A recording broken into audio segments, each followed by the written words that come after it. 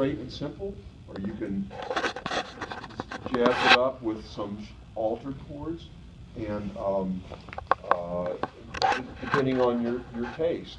So like I'll play a Chet style thing, and then play a jazzy thing right in the middle of it, and then go back to Chet. It's okay to do. Not too many people do that, and so far I have not found big money in doing that.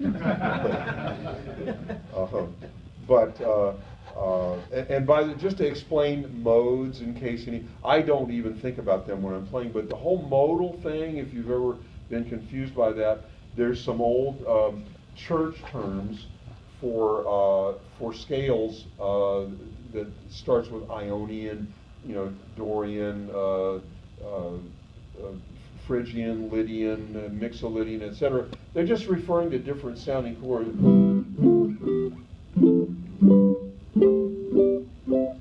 And basically, a C Ionian scale is a C major scale. Okay, it's very simple.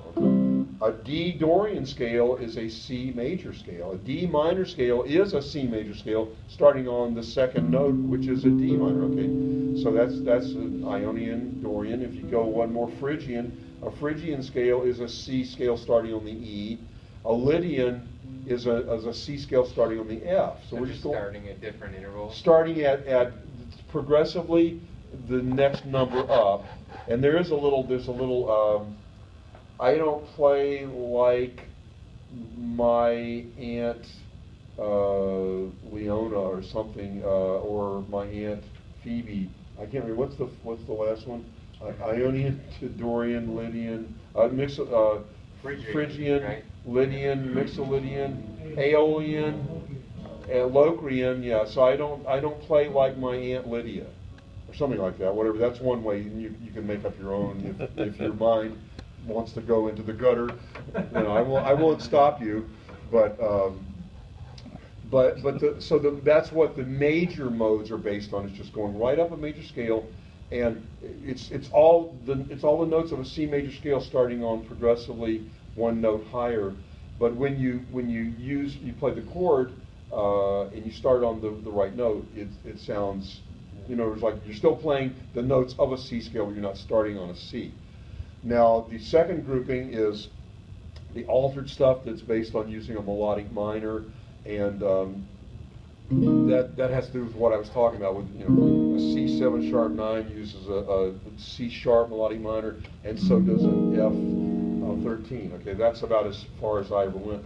But there's also online. There's a huge list of what chords go with what scales, and for me, I never studied that stuff. I just went for the songs. It was like, okay, I like Lenny Breau playing that. I'm going to try to copy what he's doing. That's all. Okay. So, all right. Any questions now about the entire world of music? So, if you're playing the Dorian, you're going to be playing over a D minor chord, maybe a few other chords, and then Phrygian, the E minor, G7 and D minor also work together. That's another little principle. D minor, G7. So you'd be playing Dorian over that. Yeah, play a little solo. I'll just go back and forth between D minor, G7. 1, 2, 3, 4.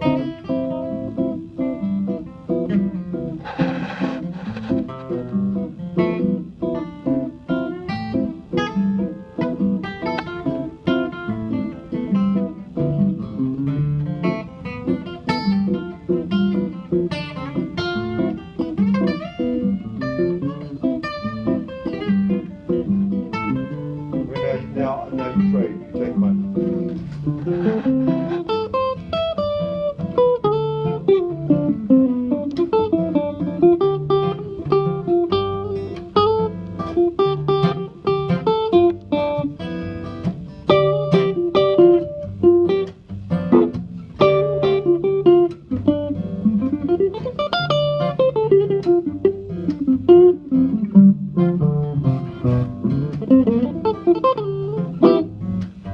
That was all D minor. So another little rule when you're playing a jazzy song, if you have 4 bars of D minor, you can throw in some G7, okay?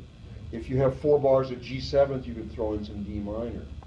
for the chords and or the soloing. Okay, so that's in fact, based on that, the modal thing, yeah, C major, D Dorian minor, G Mixolydian 7th. They use the same scale. They all use a C major scale, but that doesn't account for brilliant soloists like Pat Martino and Wes Montgomery and Lenny Breau, who broke the various rules, and it still sounded great. So yes. What? So both of y'all, when y'all solo just now, you're playing the notes out of the C scale, basically. I personally am not thinking of anything. And I'm not either. Yeah. Yeah. Right. Okay, so you're not necessarily playing the Dorian scale. No, we're playing licks that we've stolen and borrowed. Right. Well, Okay. Yeah, I mean, once in a while, I see the shapes, So, and that's right out of a G7 type of thing too.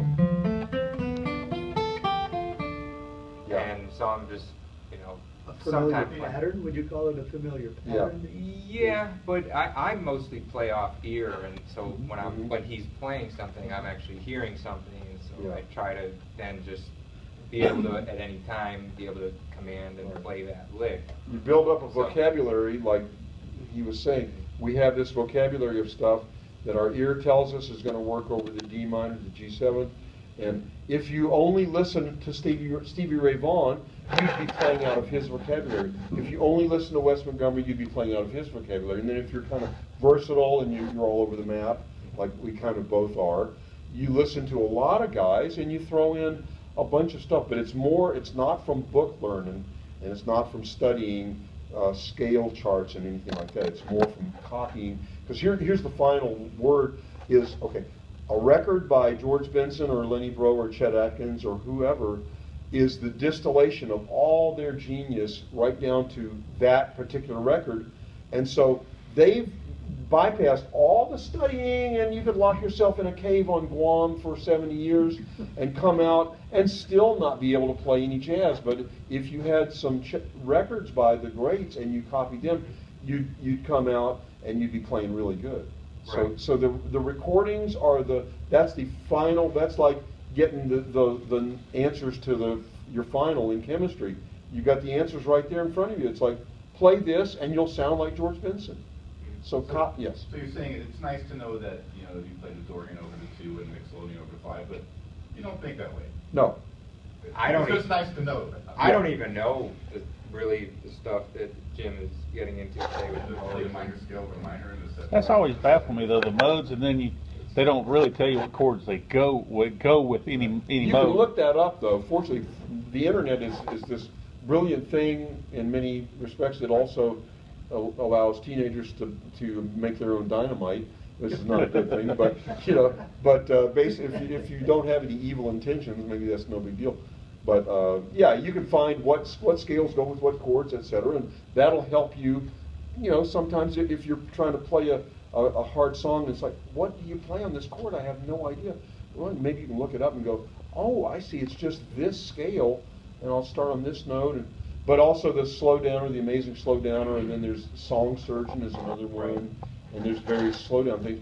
You can, instead of getting overwhelmed by this blazing fast solo, slow it down to one bar.